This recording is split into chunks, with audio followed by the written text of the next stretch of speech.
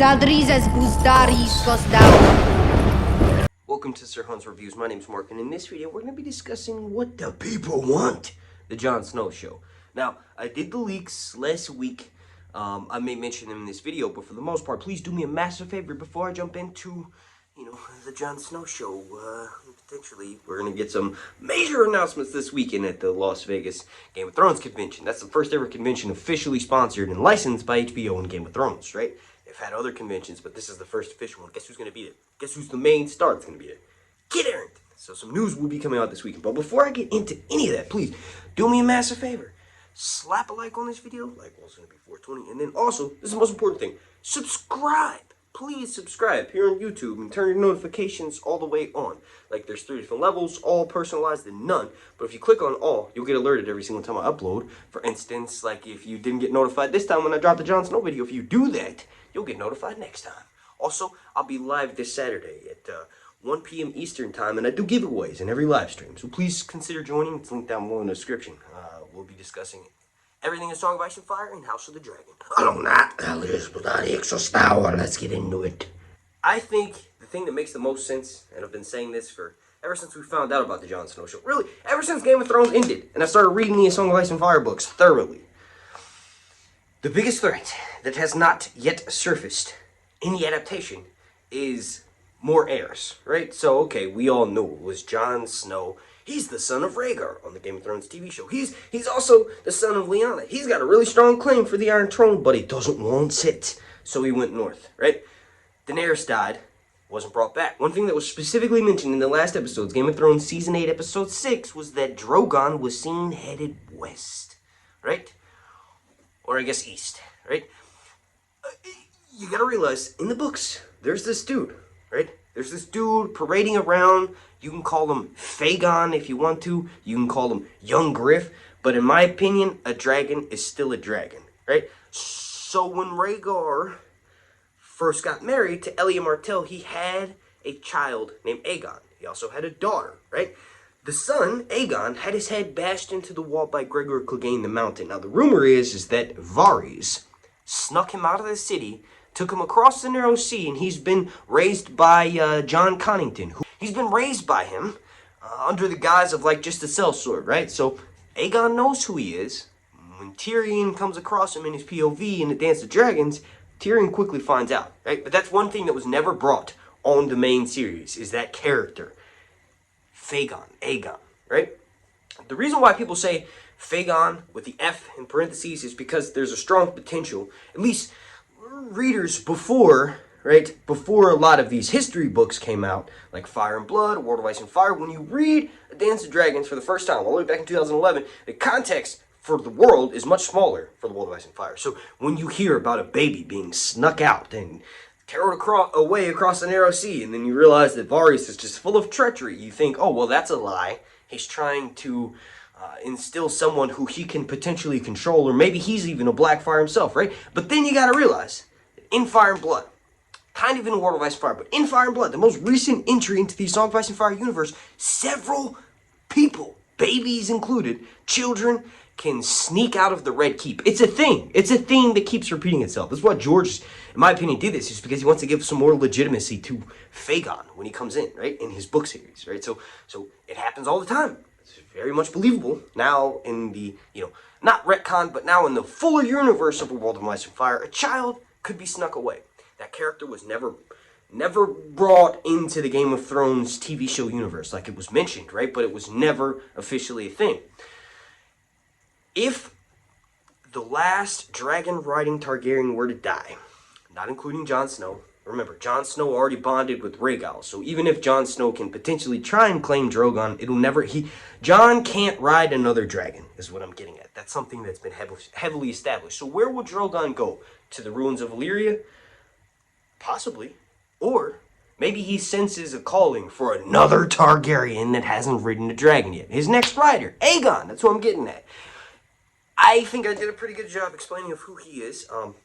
You all let me know who you think who would be the perfect Aegon down below in the comment section. Remember, he's the younger brother of Jon Snow, so he's got to look like Kit Harington, but also the nephew of Daenerys. And also, like, I just really love this idea. It's a perfect idea because Emilia Clarke said she didn't want to come back for this series. You got to realize, and I'm going to explain that here in a second, there's so much left on the storyboard to bring back for this new Jon Snow show. But who would you guys cast as Aegon? I potentially prefer Timothy Chalamet.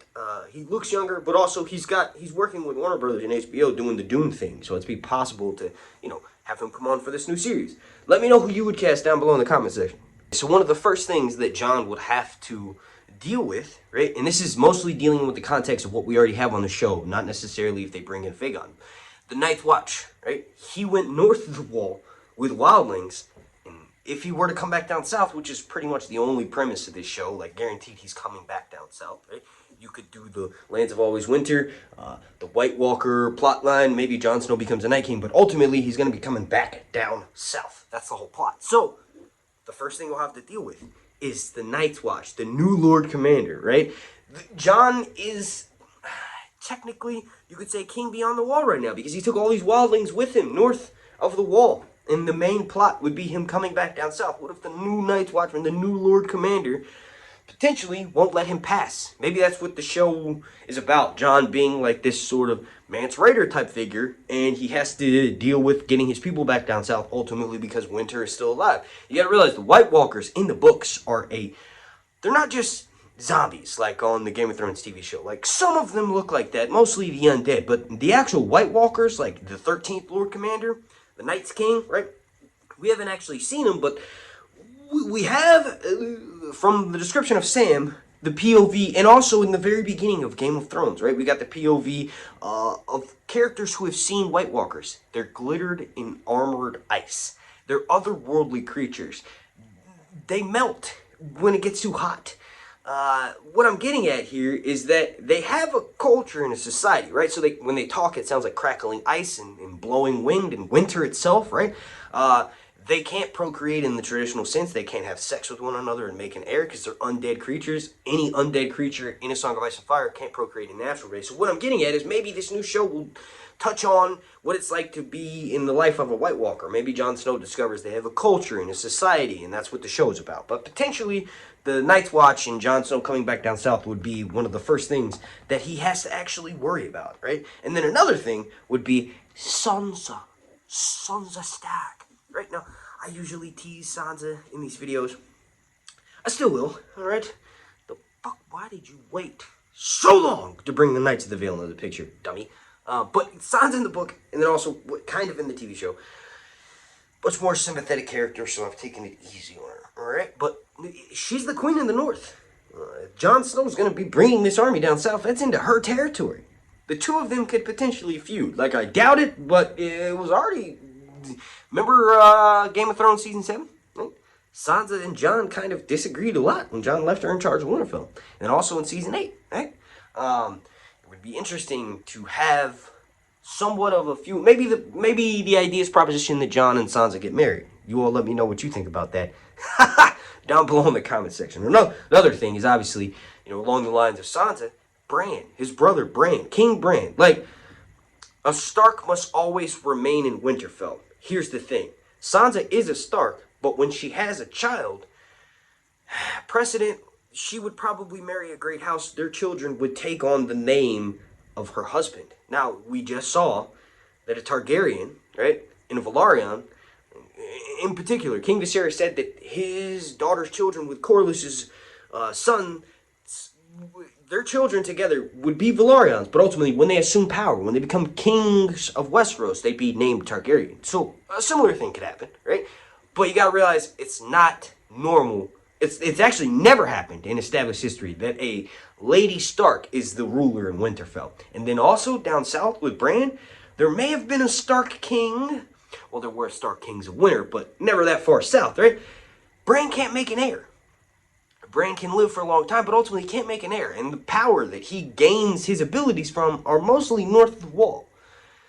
The entirety of the Seven Kingdoms is not going to support Bran being king. That's the number one thing that is going to be brought up in this show as an issue. Is like, yes, it ended where it ended in Season 8, but anybody who's read any Song of Ice and Fire book would know that, holy crap, It's not gonna go down like that. If Bran is king, it's gonna be king beyond the wall, and he'll be ruling and controlling the realm from there through agents that he's placed out, right? He'll have someone like Jon Snow sitting on the Iron Throne, and Jon Snow is acting on his behalf, or something like that, right? It's just not. It just didn't make a lot of sense. And then also the Seven Kingdoms are not gonna. They would support a Stark that could make heirs, but Bran can't make an heir. Like Sansa even mentions this in the last episode. There needs to be an heir. Jon Snow, son of Rhaegar, right, son of Lyanna, right, has the strongest claim alive right now, and this is probably what the show's gonna be about. And lastly, you all let me know, out of all the ideas I just mentioned, let me know down below in the comment section which one is your favorite and which one you think this show will most likely be about. I just can't wait to get even balls deeper into the world. Just to be back in Game of Thrones. Like we're back with House of the Dragon, but we didn't get to see Jon Snow. We didn't get to see Daenerys, right? And with the Jon Snow show, potentially we get to see all the characters who were still alive and, like Daenerys, can be brought back again. So I'm really excited about that. Thank you for watching. Thank you for your support. And also consider checking out my Patreon. If you really want to see me in my full, personality and just saying whatever I want to and, covering whatever I want to, consider checking out my Patreon. You can join for as little as $1 and you immediately will gain access to about 7.5 hours of exclusive content that's only available there. It's linked down below in the description. Thank you for watching.